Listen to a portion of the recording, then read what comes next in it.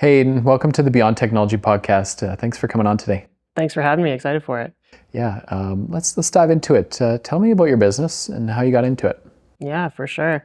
So we are 2C Media. We specialize in video production. And how I got into it is a bit of a story. About 13, 14 years ago, I started as a freelance photographer and was really just in awe with captivating visuals and just love to kind of tell stories through photo. And so I did that for a couple of years, and video was kind of inaccessible at that point. It wasn't as accessible as having a video camera on your phone and telling stories that way. So it didn't have platforms to share. The primary platform was TV at the time, and so a couple of years after I started in photo, Instagram released videos, and that was kind of the first place that you could share videos in an accessible format that anybody could take and share. And that we were super intrigued by that, and kind of followed that development closely. And we recognized that nobody was really creating content specifically for social media platforms in video format. And so we saw that as a niche and an opportunity, and dove right in. That was about 10 years ago, and here we are. Cool, that's great. And you work mostly with businesses and... Yeah, primarily B2B for sure. Long form storytelling is kind of where we fit in. So we work a lot with institutions like financial and educational, as well as documentary storytelling, short company bios, that sort of thing. Very cool, very cool. And if you could wave a magic wand, where would you be in 10 years? What's your goal? Yeah, I mean, hard to say just based on, and that I know that's what we're going to get into, but with the rate of technology change in our industry and every industry realistically, hard to say. I think, storytelling has always been kind of our North Star. So ensuring that we're telling meaningful stories and ones that we actually care about, not just, advertising a product that maybe doesn't mean anything to us. So, I mean, as long as we're true to that and ensuring that we can align with what we're kind of sharing out in the world, then I'm happy. But as far as the format, who knows if actual cameras and captured visuals will be relevant. We'll see. Yeah, really sticking to the values. And exactly. Very Yeah. Cool. Tell me about a time that you used technology to solve a problem. Yeah, I mean, we use technology to solve problems daily, for sure. It's the backbone of our work, realistically. The way that we store content, to the way that we develop it, to the way that we kind of determine even pre-production how we're going to tell that story is all technology-based. We use AI, chats, and LLMs and that sort of thing to develop. Storyboarding is used via AI as well. Even the way that we communicate with our clients we use technology. I think the biggest piece is storage for us. We use so much storage, and it can get very complicated. We've had our server go down before, and it's the most detrimental piece of our business for sure. Yeah. Tell me a bit about a time on the flip side when technology created a problem for your business, and if it's related to storage going down or something else. Yeah, we can dive into it. Yeah, unfortunately, yeah, we have a NAS system, two contingency, I think, 2 or 3 contingency NAS system, which you'd think is pretty safe. Yeah. We found out through that process and building that system years ago that drives seem to fail around the same time if you buy them at the same time. So within 2 or 3 weeks, we had 3 of our drives go down that were all bought at the exact same time. Note to people who are building systems like that in the future, maybe don't buy all your drives at the same time or from the same place. Anyways, we had our system go down for about 2 months. It was a very expensive process to recover all of that data. Some of it didn't get recovered, and we were out client projects for about 6 months. Quite detrimental, extremely problematic for the business at the time. Since obviously we've kind of come up with a separate contingency system so that this can't happen again in the future. Yeah. Tech obviously poses amazing solutions and just as likely very complicated problems if things go wrong. 100%. Yeah, there's enterprises, they'll mix drives from different batches, and the other thing too is as a drive fails, you put a new one in to kind of rebuild the contingency, the RAID. it puts more wear on the other drives because all that work it has to do, right? So it can trigger them to fail, right? So things you don't know things until yeah. you talk to you. Yeah. But not fun to experience that. How do you, in your business, how do you decide whether to solve a problem with either people or technology? How do you make that difference? I think the heart of what we do and why we're trusted to do what we do is because we still maintain a human element. There are a lot of businesses that specialize in digital storytelling, which is the kind of niche that we're in.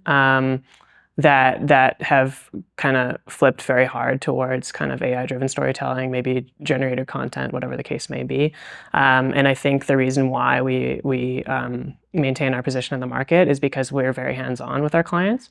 And so I think for us, it's about finding a balance of, how do we maintain our personal touch, because that's what we're known for and that's what we're hired for, while making our processes on the back end efficient and that sort of thing. So I don't know that we make an active choice when, to solve it via human or via technology. I think it's an integration for us. Gotcha. Yeah. So it's not either or, it's both. Definitely. Yeah. Yeah. I think technology is just a tool to support people, and if you can harness that and train and teach people how to harness the technology more effectively, right, you get a better outcome. Yeah, that's it. And I think for us, we definitely have strides to move forward. We can do a lot better on the back end of utilizing the technology that's available for us. I don't want to go overboard and lose our human touch like I discussed, but at the same time, I think it's important to recognize that a lot of the things that we're using too require a bit of education towards the client so that they can use it effectively, the technologies that we're using.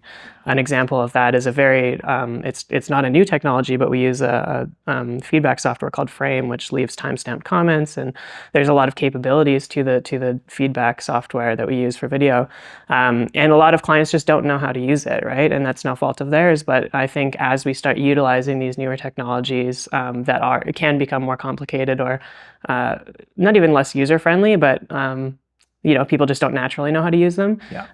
Part of our job becomes education so that everybody can kind of move the needle forward together. Yeah, it's interesting. Like even looking at Apple, old people and kids, they pick it up so quickly because the general UX is really easy, but you don't realize what's under and behind the scenes, all the features that you could be using that you don't even know are there.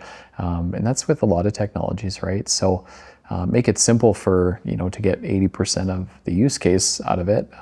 But then there's all these power features, right? And you can dig into them and just unlock a lot, right? 100%. And I think it's really interesting. You really have to keep your finger on the pulse for that reason, right? You might be using a software that's, been great at X amount of things for so long, and then they slowly release these new beta features or whatever the case may be. And if you're not, you don't have to use them. There's just kind of additional resources, additional things that you can. But if you are, it opens up your world to all these things that might have been far more complicated previously or not even possible or whatever. But keeping your finger on the pulse, I think, is something that I would like to be better at, because I think there's way more ways that we can streamline the way that we operate. Yeah, for sure. I think, and that's the key, right? In my business, we took all of our key softwares and made a person a champion of them, so kind of spread the load, and then told them to subscribe to the blog for the feature updates, and then anything that would be really impactful for the company as a whole, share it with the team, and so you can kind of divide and conquer a bit, right? Because it can be a lot, if you're using a dozen pieces of software, which a lot of companies are, right? So it's pretty interesting. Takes me to my next question. In this world there's all this digital risk that we're hearing about, there's AI, obviously. How do you build a culture in your team that makes sure that the people in your business feel safe to explore and experiment and use technology and not be afraid of it? Yeah, I think two-parter to that question. One is, I think people that work in our industry are tech forward or tech savvy for the most part in the first place, just because of the gear that we use and the technologies that we use, the editing softwares, whatever the case. So I think we have an interest or an ability that's naturally kind of geared that way. And I think as far as change is concerned and kind of like fostering what that looks like and ensuring that people feel comfortable to experiment is just giving time for us. It's not necessarily enablement because everybody feels like they can. We're happy to invest in new softwares. We're happy to try new things. If we find a piece of, gear or software or whatever the case may be that can do it better, faster, or whatever the case, we're always jumping into it. I think the other things is that because we're so tech forward too, we're a target. So there's an interesting kind of, we're always getting scam calendar invites or Slack messages or emails to the team, like trying to be me or whatever the case may be. And fortunately, we have, because I think our culture is tech forward, it's we know how to spot it. Like it's always like a joke in Slack. It's like, hey, and why are you trying to sell me Bitcoin? Why couldn't you just talk to me at the office? So it's I don't know that we do anything actively, but I think just like, embracing it and not being afraid of it. And when it's brought up in team discussions, hey, can we try this? Or we're always sending each other TikToks or Instagrams or whatever the case that are like kind of showing us what the new stuff is. It's not just, it doesn't live on Instagram or that DM thread. It becomes a reality and we try it. Yeah, for sure. And a lot of people don't know that you can protect against the phishing, but even if you put protections in, they're not 100% all the time. So really making sure your people are aware of that. And it's interesting, the introduction of Slack and Teams has kind of shifted technology, like especially on the phishing front, because a lot of people are just getting used to talking internally on those channels, on Slack or Teams. So when they get an email from somebody internal, they're like, that's weird. Why didn't you just Slack me or Teams me, right? So that's kind of this weird, like it's an underlying security advantage that those tools are being used internally. Do you think technology is making leadership easier or harder, and why? I think definitely easier. I'm kind of thinking about all of the different technologies that we use, and it definitely makes things easier. I think it enables remote working. We use teams that aren't necessarily in our country for certain things, and that wouldn't be possible without technology for sure. I alluded earlier to the fact that we use a lot of storage and data, and that still poses problems. I would love to see some faster speeds for transferring overseas or whatever the case may be. But generally speaking, I think it makes leadership easier. I think it makes everything easier. I think that's the objective of technology in general. Like I think we think about technology as digital, but it's not necessarily like by definition. Is it? Am I wrong? No.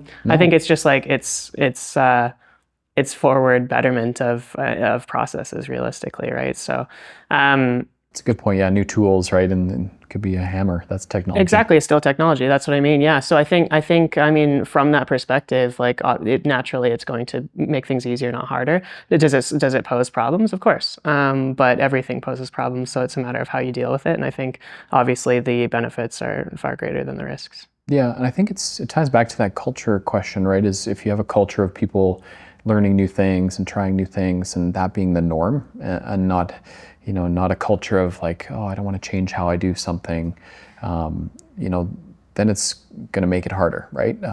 Because you're kind of resisting. And so as humans, I think we just have to adopt and figure out what makes the most sense, and then we'll be set up for success, right? I'm sure your team being tech savvy and younger and really tech forward, you probably don't realize how much of a gift that is, right? Mm-hmm. Yeah, you're probably right. Yeah, I think, like we're all, I don't think we have anybody over 35 on the team. So we're definitely a younger team. I think, we take that for granted maybe in some cases, right? Yeah. That we just know how to use these things naturally. Not, we can do better, obviously. But it's definitely an advantage over maybe some teams that aren't moving as fast on that front. Yeah, for sure. Cool. Last question. What's your favorite app right now and why? We recently, I would say about a year ago, integrated or started utilizing an app called Coda, which is essentially a communication / project management / onboarding It's a customizable, very customizable app where you can kind of develop your own processes for whatever you want. So we use it for client onboarding, contractor onboarding, document signing. It integrates with everything you'd need it to. And so it's really the capability of Coda is as much as you want to put in and as much as you want to develop it out for your own use case. It comes like, really, it's kind of like a Notion if you think about it, but a little bit more customizable. Cool. So we really love that. It's helped us a ton for multiple reasons, but that's kind of the one that's probably opened the most on my phone besides maybe email and text. Awesome. I haven't heard of that one. Very cool. If people want to reach out to you and tell some stories, where would they get a hold of you? Yeah, our website, probably the best, is 2cmedia.ca. On socials, you can find us at 2cmadeit. And, email, LinkedIn, etc. Cool. Thanks for coming on. Appreciate it. Thanks for having me.